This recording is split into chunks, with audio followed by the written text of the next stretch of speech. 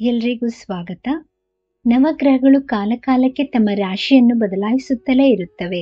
ಕೆಲವೊಮ್ಮೆ ಒಂದು ರಾಶಿಯನ್ನು ಒಂದಕ್ಕಿಂತ ಹೆಚ್ಚು ಗ್ರಹಗಳು ಸಂಚಾರ ಮಾಡಿದಾಗ ರಾಜಯೋಗ ರೂಪುಗೊಳ್ಳುತ್ತದೆ. ವೃಷಭ ರಾಶಿಯಲ್ಲಿ ಗುರು ಹಾಗೂ ಚಂದ್ರನ ಸಂಯೋಗದಿಂದಾಗಿ ಗಜಕೇಸರಿ ಯೋಗ ಸೃಷ್ಟಿಯಾಗಿದ್ದು, ಇದು ಅತ್ಯಂತ ಮಂಗಳಕರ ಯೋಗ ಎಂದು ಕರೆಯಲಾಗುವುದು. ಗಜಕೇಸರಿ ಯೋಗ ದ್ವಾದಶಿ ರಾಶಿಗಳ ಮೇಲೆ ಶುಭ ಪರಿಣಾಮ ಬೀರುತ್ತದೆ. ಮಾರ್ಚ್ 14ರಂದು ವೃಷಭ ರಾಶಿಯಲ್ಲಿ ಗುರು ಮತ್ತು ಚಂದ್ರರು ರೂಪಿಸಿದ ಗಜಕೇಸರಿ ಯೋಗ ಕೆಲ ರಾಶಿಯವರಿಗೆ ಕೋಟ್ಯಾಧಿಪತಿಯಾಗುವ ಯೋಗವನ್ನು ನೀಡಲಿದೆ. ಎರಡು ಬಲಿಷ್ಠ ಗ್ರಹಗಳ ಸಂಯೋಗದ ಪರಿಣಾಮವಾಗಿ ರೂಪುಗೊಂಡ ಈ ಯೋಗ ಕೆಲ ರಾಶಿಯವರ ಜೀವನವನ್ನೇ ಬದಲಾಯಿಸಲಿದೆ. ಹಾಗಾದರೆ ಆ ಅದೃಷ್ಟದ ರಾಶಿಯವರು ಯಾರು ಎಂಬುದನ್ನು ತಿಳಿಯೋಣ ಬನ್ನಿ. ಮೇಷರಾಶಿ. ಮೇಷರಾಶಿಯವರಿಗೆ ಈ ಯೋಗವು ಮಂಗಳಕರವಾಗಿದೆ. ಈ ರಾಜಯೋಗ ಮೇಷರಾಶಿಯ 12ನೇ ಮನೆಯಲ್ಲಿರುವುದರಿಂದ ಅವರು ತಮ್ಮ ಆರ್ಥಿಕ ಸ್ಥಿತಿಯಲ್ಲಿ ಹಠಾತ್ ಏರಿಕೆಯನ್ನು ನಿರೀಕ್ಷಿಸಬಹುದು. ಈ ಅವಧಿಯಲ್ಲಿ ಅಧಿಕ ಪ್ರಮಾಣದ ಹಣವನ್ನು ಮೇಷರಾಶಿಯವರು ಉಳಿಸಲಿದ್ದಾರೆ.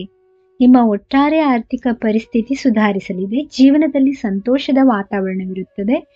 ನಿಮ್ಮ ಕಠಿಣ ಪರಿಶ್ರಮದ ಮೂಲಕ ನಿಮ್ಮ ದೀರ್ಘಕಾಲೀನ ಆಸೆಗಳು ಈಡೇರುತ್ತವೆ. ನಿಮ್ಮ ಪಿತ್ರಾರ್ಜಿತ ಆಸ್ತಿಯಿಂದ ನೀವು ದೊಡ್ಡ ಲಾಭವನ್ನು ಪಡೆಯುವಿರಿ. ನಿಮ್ಮ ಆರೋಗ್ಯ ವಿವಿಧ ಕೆಲಸಗಳನ್ನು ಪೂರ್ಣಗೊಳಿಸಲು ನಿಮಗೆ ಬೆಂಬಲ ನೀಡುತ್ತದೆ. ಸಿಂಹರಾಶಿ. ಗಜಕೇಸರಿ ರಾಜಯೋಗದಿಂದಾಗಿ ಸಿಂಹರಾಶಿಯವರ ಜೀವನ ಬದಲಾಗಲಿದೆ. ದಾಂಪತ್ಯ ಸುಖಮಯವಾಗಿರಲಿದೆ. ನಿಮ್ಮ ಕಠಿಣ ಪರಿಶ್ರಮ ಉತ್ತಮ ಫಲಿತಾಂಶಗಳನ್ನು ನೀಡುತ್ತದೆ.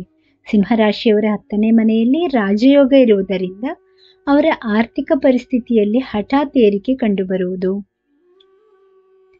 ಕೆಲಸದ ವಾತಾವರಣ ನಿಮಗೆ ಅನುಕೂಲಕರವಾಗಿರುತ್ತದೆ. ಭವಿಷ್ಯಕ್ಕಾಗಿ ಕೆಲವು ಉಪಯುಕ್ತ ಯೋಜನೆಗಳನ್ನು ನೀವು ಮಾಡುವಿರಿ. ಈ ಅವಧಿಯಲ್ಲಿ ಏಕಾಂಗಿಯಾಗಿರುವವರು ಸಂಗಾತಿಯನ್ನು ಕಂಡುಕೊಳ್ಳುತ್ತಾರೆ.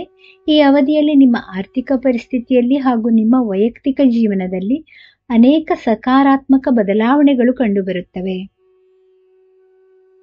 ಮಕರ ರಾಶಿ. ಗಜಕೇಸರಿ ರಾಜಯೋಗ ಮಕರ ರಾಶಿಯವರ ಜೀವನದಲ್ಲಿ ಒಂದು ದೊಡ್ಡ ತಿರುವು ನೀಡುತ್ತದೆ. ನಿಮ್ಮ ವೈಯಕ್ತಿಕ ಮತ್ತು ವೃತ್ತಿಪರ ಜೀವನದಲ್ಲಿ ಕೆಲವು ಉತ್ತಮ ಬದಲಾವಣೆಗಳ ಸಾಧ್ಯತೆಗಳಿವೆ. ಆಸ್ತಿ ಅಥವಾ ವಾಹನದಲ್ಲಿ ಹೂಡಿಕೆ ಮಾಡಲು ಇದು ಒಳ್ಳೆಯ ಸಮಯ.